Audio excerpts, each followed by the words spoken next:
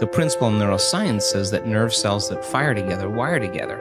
You keep thinking the same way, making the same choices, demonstrating the same habits, creating the same experiences that stamp the same networks of neurons into the same patterns, all for the familiar feeling called you. And you do that for 10 years on end.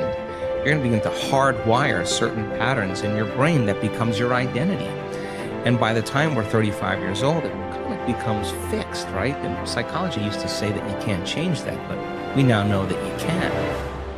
Henry David Thoreau had probably the greatest definition of success that I have ever heard.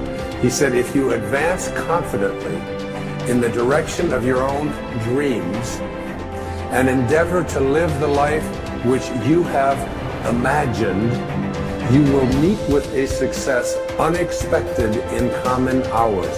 It will chase after you if you can place into your imagination what it is that you would like to attract and begin to feel it.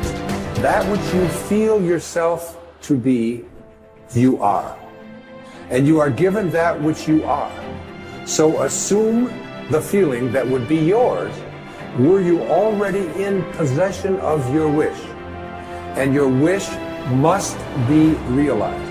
So live in the feeling of being the one you want to be, and that you shall be. Inspire yourself into the right direction. Look, find things to latch onto, hook on to things that inspire you, fill your eyes and your soul with them, and know that this is your power. This is the advantage you have over everyone else. You fill yourself up with things that inspire you and fuel you day after day after day. See, if you're playing it safe, you're not going to win.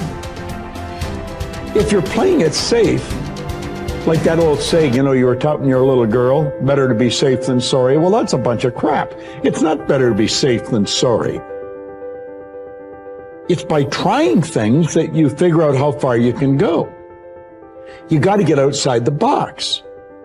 Like it's reported, Edison tried 3,000 ways before he built the incandescent light. He said he didn't fail 3,000 times. He said there was 3,000 different steps to building a light bulb. Well, there's different steps to get to where you're going. And I really do treat winning and losing exactly the same. I do not let it upset me. So as you begin to look at this decade and affirming that this is your decade, as you set goals that will make you stretch, that will bring out the best in you, as you begin to remove the negative, toxic people from your life, as you decide to take some chances in life, and that's one of the things that's very important. Viscard said, if you're not willing to risk, you cannot grow. And if you cannot grow, you cannot become your best. And if you cannot become your best, you cannot be happy. You can't be happy. And what else is there? This is time for a little truth here. Maybe you need to become much wiser than you are at the moment. You need to become stronger. You need to have better health. Maybe you need a little coaching to really become the person I want to become. I'm going to have some coaching. Physical coaching, spiritual coaching, developing skills coaching. To be the influence you want to be, you've got to build an incredible reputation. What kind of person must I be to attract all that I want in life and the people that I want and the opportunities that I want? You knock on the door and opportunity opens. You must stand there as a very attractive person, or you may not be invited. One of the most mysterious and unique phrases that Jesus ever used. Here's what he said. I stand at the door, and if you opened the door, would you probably invite him in? This extraordinary person. You say, wow, yeah. And he said, if you invite me, I'll come in, sit down, talk things over. For you to be that kind of attractive person, that if you knocked on the door of opportunity and it opened and you stood there, would you be the kind of person that opportunity would say, come right in and sit down and let's talk about the future? What kind of person? One of the major reasons why goal setting doesn't work for some people is that they become bogged down in the how. This is especially true if the goal is a stretch. They want something quite different from their current experiences. However, is that we don't need to worry about the how. We just need to concern ourselves with but if you do get entangled in the detail of how your desires might come about, you immediately close down those millions of channels through which they can reach you. The how is not important. What is important is that you plant the seed of desire. Nourish it with clear visualization of the ripened fruit. Water it with sincere faith, but leave the means to universal mind. Open up your mind, clear out the channels of thought. Keep yourself in a state of receptivity. Gain a mental attitude in which you are constantly expecting good. It is these positive expectations that are so critical to success. When looking at the tiniest building blocks of life, scientists were astounded to discover that the particles behave differently depending on what the scientists observing them expected. It's the same in your life. We will rise or fall to meet our expectations, or those others afterwards. No doubt you will have heard of the self-fulfilling prophecy. But do you know who first coined the term? It was a sociologist called Robert K. Merton. In his book, Social Theory and Social Structure, he states, the self-fulfilling prophecy is, in the beginning, a false definite of the situations, evoking a new behavior which makes the original false conception come true. This specious validity of the self-fulfilling prophecy perpetuates a reign of error. For the prophet will cite the actual course of events as proof that he was right from the very beginning. In other words, if you make up your mind about something, then you immediately influence your behavior and ultimately your results.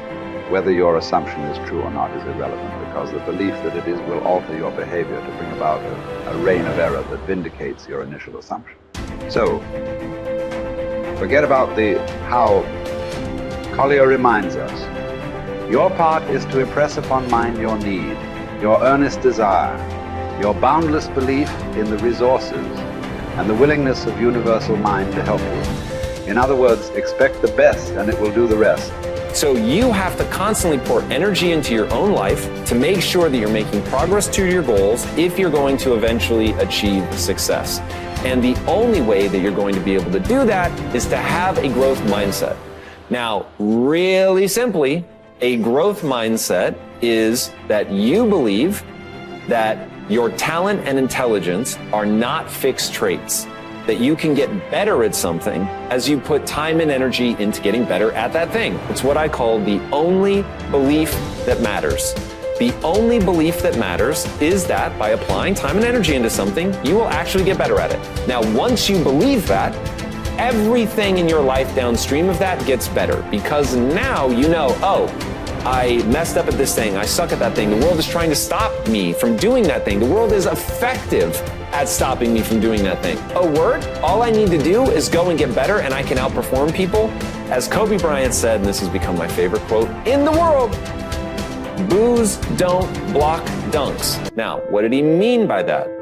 He meant that no matter what, you can get so good that people can't stop you. People were paid millions of dollars to stop Kobe Bryant from scoring points, and yet he scored 81 points in a single game just by getting better than other people.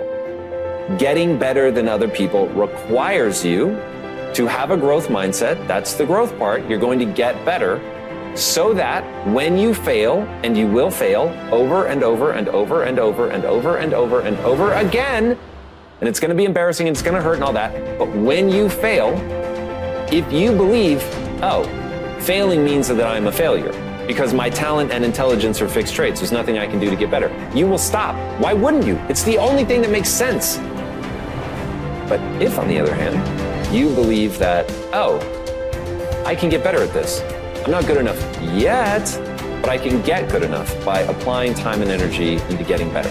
So now you'll apply that time and energy because you believe that it will yield the outcome that you want. And that is why it is so critical to get your mind right so that you can run that loop of the physics of progress.